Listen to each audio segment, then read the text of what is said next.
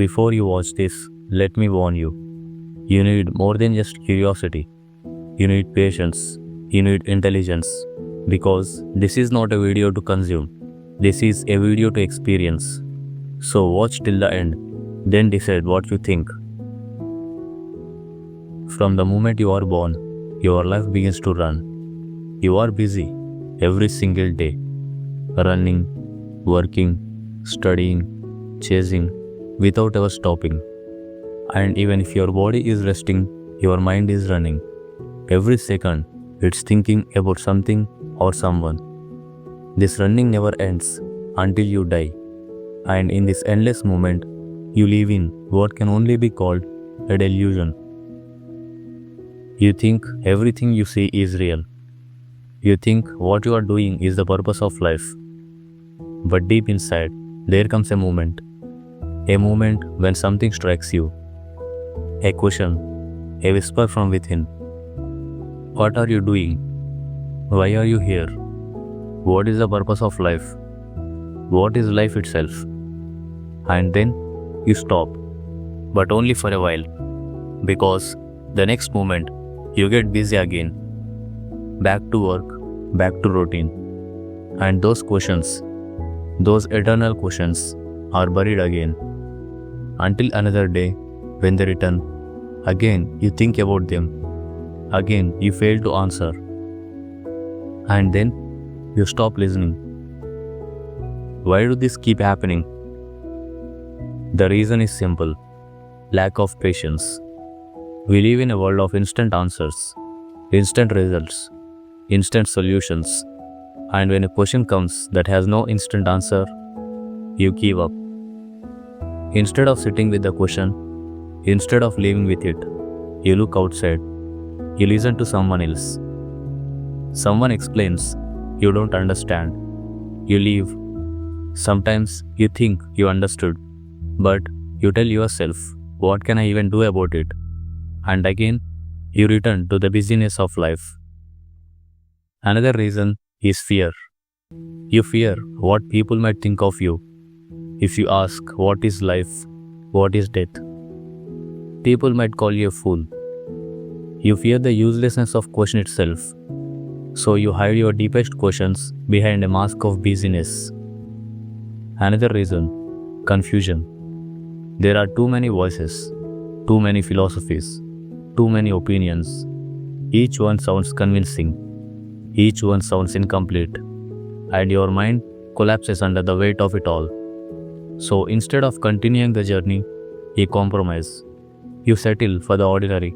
You stop searching.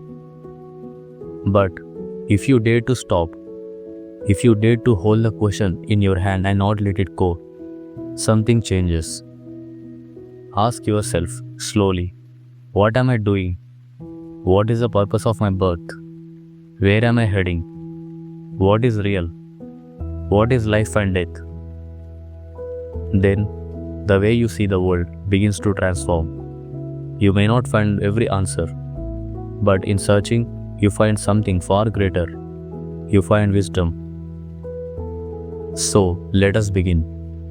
Let us ask the first, the oldest, the deepest question. How did it all begin? Look at the stars, the planets, the vast universe, the trees, the rivers, the animals, the humans. Where did all of this come from? Religions have tried to answer. They say, God created everything. But what is this God? In some traditions, He sits above the sky, watching all. In others, He is everywhere, in everything within you. Each culture, each religion gives a different definition. And if you ask them, why did He create this? No one gives the same answer. Science, on the other hand, tells us it all began with a Big Bang. From nothingness came everything. But even science cannot explain why did it happen. And proof, the ultimate proof, is still missing. Philosophers have tried to. Lord Krishna said, the world is an illusion, a maya. Shankaracharya declared, Aham Brahmasmi, the self is the supreme. Others say, The universe is energy, vibration, consciousness. All of it makes sense. All of it raises more questions. Now, what about life? What is the purpose of this strange journey? For most people, life means to live until death. To eat, sleep, work, love, and die. But philosophers went deeper. For Krishna, life is a journey of awakening, to break the cycle of birth and death. For Buddha, life itself is suffering, but liberation, nirvana, is the escape. For Albert Camus, life has no inherent meaning. It is absurd, and our task is to live in that absurdity with courage. For Nick Bostrom, a modern thinker, life may not even be real. We could be in a grand simulation, a program run by someone intelligence beyond us. And again, every answer makes sense, and every answer leaves us with more questions. And then we come to the end. Death, the most feared, most avoided subject. No matter who you are, no matter what you own, death arrives, unstoppable, unchangeable. And because it is inevitable, humans have tried to soften it. Some say there is life after death. Others, there is rebirth. Some, there is heaven, hell, or nothingness. But none can prove it. And so, even death remains a mystery. Now you may ask, if everything, existence, life, death, is so uncertain, then what is the point? Is truth even necessary? Yes, because truth is not something handed to you. It is not written in a book. It is not spoken by a teacher. Truth is something you discover within yourself. And you have the same ability, the same intelligence as all the great minds before you. When a question rises in your heart, don't silence it. Don't run from it. Sit with it. Live with it. Even if you don't find the answer, the very search will change you. The process itself is the answer. And when you search deeply, you begin to see the world differently. Not as a race, not as a burden, not as a delusion, but as a mystery to be lived, to be explored.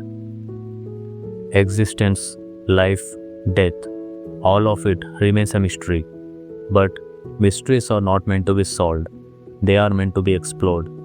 So I invite you, join me in this exploration, not to accept ready-made answers, but to walk into the unknown with courage, patience, and freedom. Because the truth is not in the end. The truth is in the journey.